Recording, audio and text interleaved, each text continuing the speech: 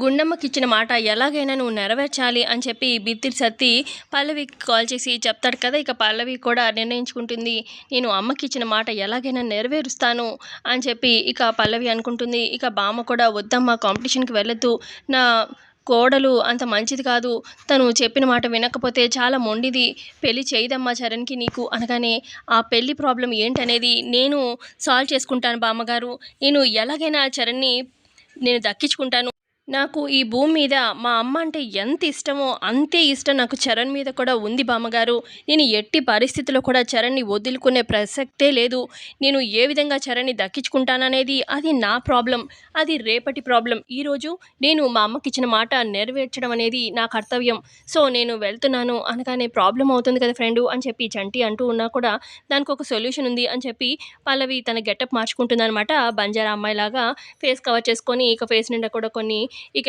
Stickers అవి పెట్టుకొని కొంచెం ఫేస్ మార్చుకుంటుందనమాట. రెడీ అయ్యి ఆటోలో బయలుదేరుతుందనమాట పల్లవి.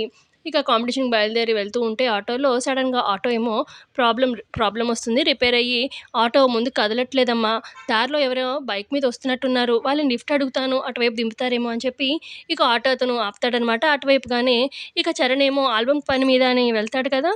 ఇక ఆల్బమ్ పని పూర్తి చేసుకొని ఆ కాంపిటీషన్కనే వెళ్దామని చెప్పి బైక్ మీద ఆర్టీఏ రూట్లో వెళ్తూ ఉంటాడు. ఇక బైక్ వస్తుంది, ఆపుతానమ్మా అని చెప్పి ఆటో డ్రైవరు చరణ్ని ఆపుతాడనమాట.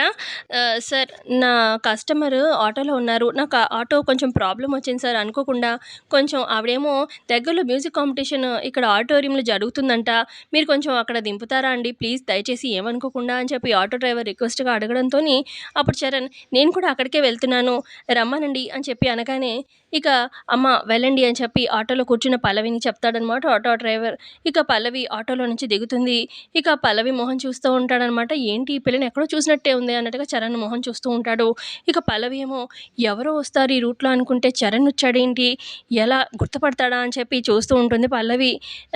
ఈవిడే అండి, కొంచెం మీ బైక్ ఎక్కించుకోండి అనగానే, రండి బైక్ ఎక్కండి నేను అటువైపు వెళ్తున్నాను దింపుతాను అని చెప్పి చరణ్ అన్నంతో అలాగే అండి థ్యాంక్ యూ అని చెప్పి అంటుంది పల్లవి. ఇదేంటి పల్లవి వాయిస్లో ఉందే అని చెప్పి చరణ్ అలా షాకింగ్గా చూస్తూ ఉంటాడు. మరి పల్లవిని గుర్తుపడతాడా లేదా, మరి పల్లవి అక్కడ ఎలా మేనేజ్ అయిపోతుంది సింగింగ్ కాంపిటీషన్లో ఏంటనేది తెలుసుకుందాం కమింగ్ ఎపిసోడ్లో.